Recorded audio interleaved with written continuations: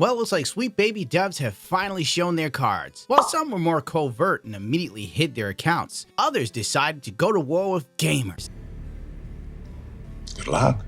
Have you learned nothing from Gamergate? On February 28th, Niche Gamer covered a Steam curator that made it their mission to warn gamers if Sweet Baby Inc. was involved in the creation of said game they were interested in. Keep in mind that this group has a goal of letting people know about the games that Sweet Baby Inc. worked on. We are not, in any means, a group that is trying to, bubble Sweet Baby Inc. or even convince people to not buy any game that they are working on. And the group also takes this information directly from Sweet Baby Inc.'s website. So there's nothing really nefarious going on here. Well, the devs at Sweet Baby Inc. didn't see it that way. In fact, they didn't take too kindly to this and did what progressives and the criminally weak always do. Try to drum up a cancel mob. Except this time, they played themselves and only brought more attention to the Sweet Baby Inc. detector. Delicious. Kyle was among the first to pick up on this because the dev made the foolish mistake of going after him in the past. Working in AAA is fun because there'll be people dedicated to making right-wing conspiracies about your job. And that's normal. Take this guy, for example. No Life doesn't know how games are made, probably musty, dedicates an inordinate amount of time posting to an audience of nobody about us. Brace yourselves for this guy. It might not be him, but it'll be close. You'd be an expert in harassment, huh, boy? Hope you're as sure as you were that I'm right-wing, musty, and have an audience of nobody. The light's on now, scurry. Stand, it's gone. What? It's gone. It's all gone. The Steam curator harassment group Sweet Baby Inc. Detected is led by a person, Caboostis Rambo. Here's them trying to be slick so they don't get reported. Even with the discriminatory language filed off, the group itself still fails the code of conduct. Anyway, report the fuck out of this group. And report the creator, since he loves his account so much. Gone forever. Interesting. Targeting a minority with a harassment campaign. How progressive of you, Chris. So the guy who made the group to let people know what games your studio is factually working on is the villain. And you trying to get him banned off Steam and lose all of his games and his 13-year account. You're the hero. Yeah! Chris then blocked Caboostis. When someone from Sweet Baby Inc. hates you, it shows that you're probably on the right side. Of course, Sweet Baby Inc.'s Chris locked his account right after blocking Caboostis. I guess those nobodies sure did add up. These people are always so smug and sanctimonious when they think that they have the upper hand or greater numbers behind them.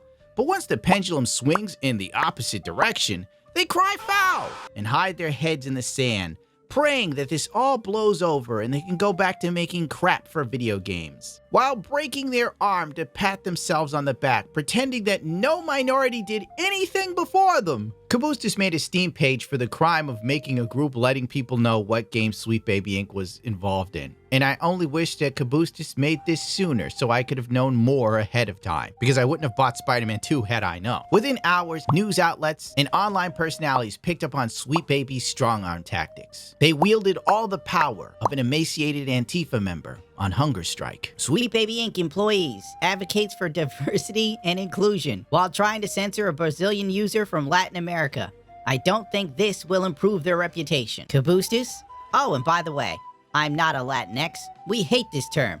You hear that, Sweet Baby Inc.? Sweet Baby Inc. employees have begun inciting harassment campaigns against the Sweet Baby Inc. Detected Steam curator. Grummz even stepped in. Wow, I looked at Sweet Baby Inc. Detected, and here are the games they are found linked to this Cancel Pig campaign. Grummz, for those who don't know, was a Blizzard developer back when Blizzard was actually this shit, you know, when Warcraft originally launched on PC and everybody lost their lives by playing this game and never going outside. And he's been outspoken for years about the dumpster fire that is known as modern gaming. But anyway, his tweet brought something to my attention. One, Sweet Baby was involved with Gotham Knights. I wasn't 100% sure, so I cut a whole segment on Gotham Knights. from my last video. The fact that they were brought back to work on Sushi Squad after the failure of Gotham Knights is amazing. Two, they were involved in the worst Bethesda game to date, Starfield. You might think I'm being facetious, but I'm really not.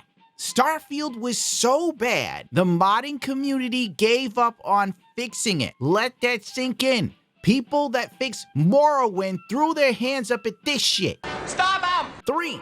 Forspoken. Oh my God. The dialogue in that game was so bad, it was painful.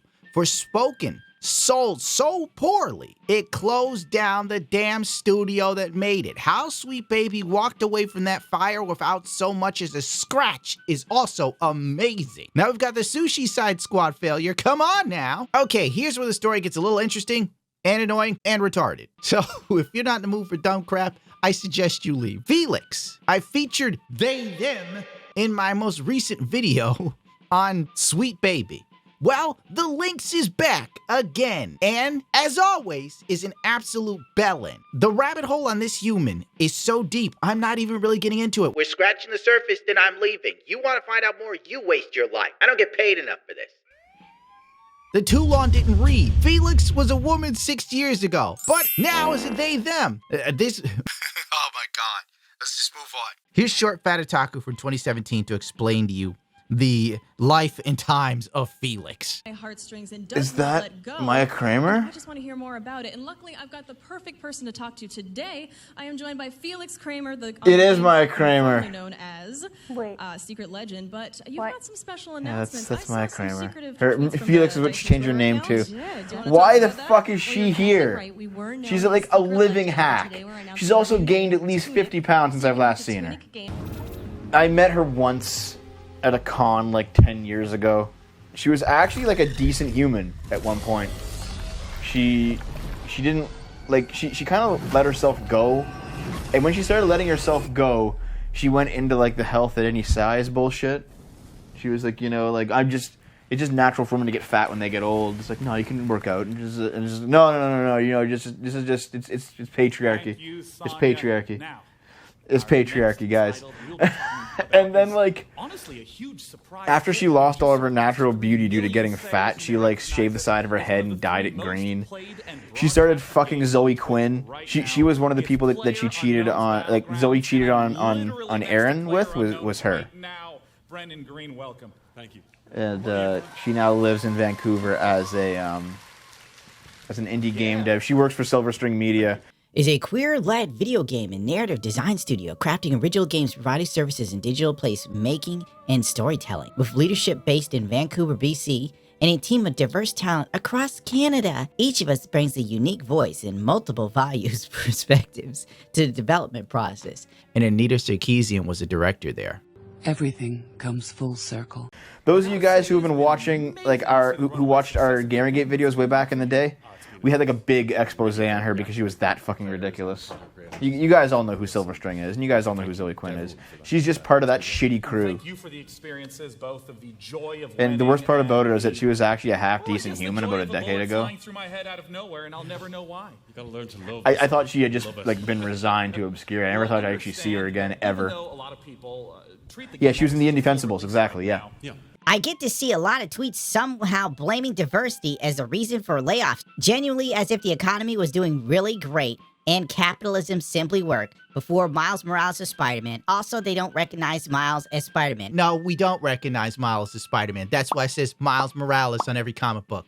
The weirdest part is when I see these takes from developers or people who have dev bios. At least, I don't know, it seems wild that devs would see thousands of layoffs and blame them not on the industry giants, but instead a 15-person narrative company founded by a black woman. Well, your company sucks. Yes, blame it on bigots. It couldn't be that Sweet Baby Inc. literally was involved with, 3 or 4 failed games that people hated. Couldn't be that. No, everybody's just a racist. These people think companies of narrative designs that freelance on projects has somehow single-handedly caused the unemployment collapse in gaming instead of, the insane notion of infinite growth or capitalist greed. It's easier to blame diversity than that somehow. No, greed is definitely in the mix, but the reason why you even have a job is because of greed. So you should probably be thankful for greed, because if not for the greed of ESG, you wouldn't be here. The other part of this, it doesn't matter if you tell them the truth. They think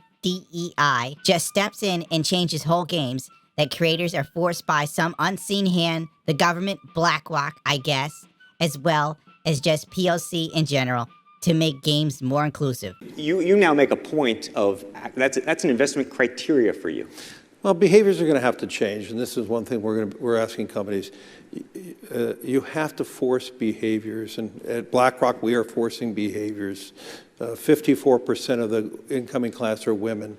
We added 4 more points in terms of diverse employment this year, and what we are doing internally is if you don't achieve these levels of impact, your compensation could be impacted. Okay, we're doing the same thing. And so it's just you have to force behaviors, and if you don't force behaviors, whether it's gender or race or just any way you want to say the composition of your team, you're going to be impacted, and that's not recruiting, it is development, as Ken said. And ultimately, it's still going to take time, but I am just as much shocked as Ken is that we have not seen more opportunities, and we're going to have to force change.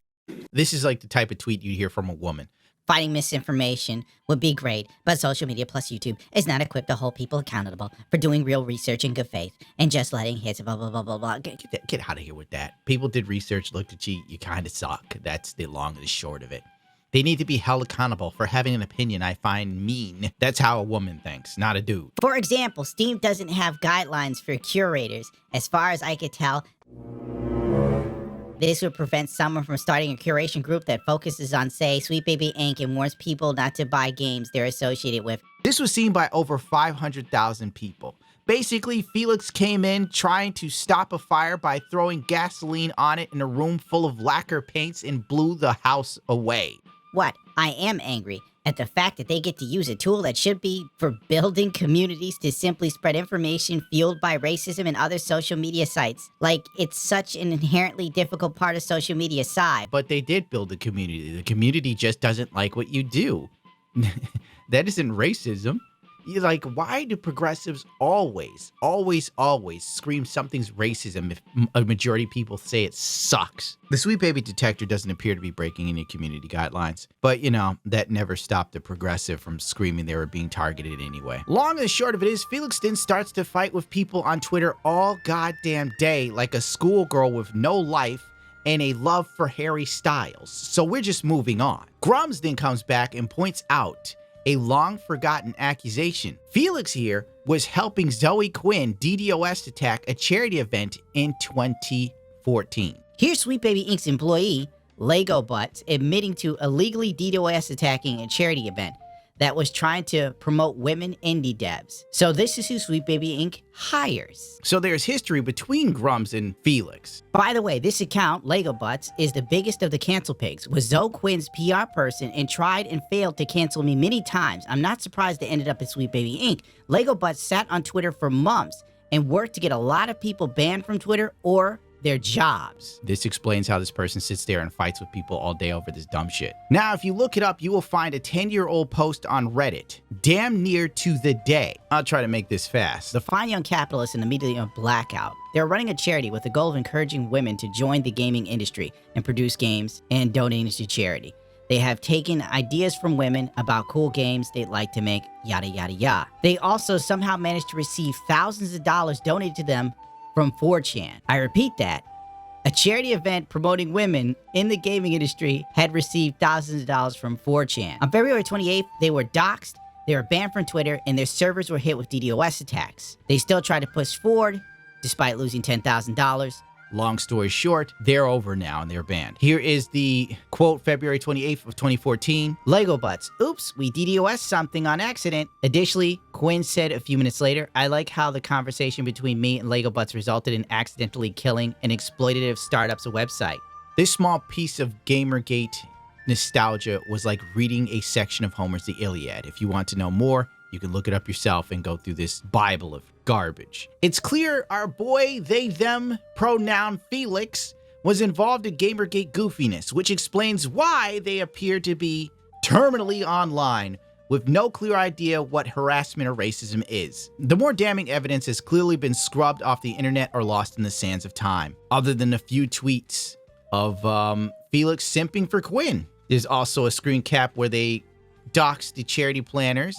Facebook page. The link is now gone. Zoe Quinn did address the accusations of DDoS attacking their site on a Tumblr post that is now lost with the sands of time. But here's a copy pasta, because apparently people in 2014 didn't know what the hell a screen cap was. And I'm not reading all of this. Frankly, I wouldn't trust a damn word Zoe Quinn has to say when she put up a GoFundMe for a video game that was never released, while using Tinder in Japan looking to get laid, as people sent her messages wondering where their money went. Much like the events of the young capitalist being destroyed and no video game outlet covering it, Zoe Quinn's missing video game has never been talked about on any major video game publication.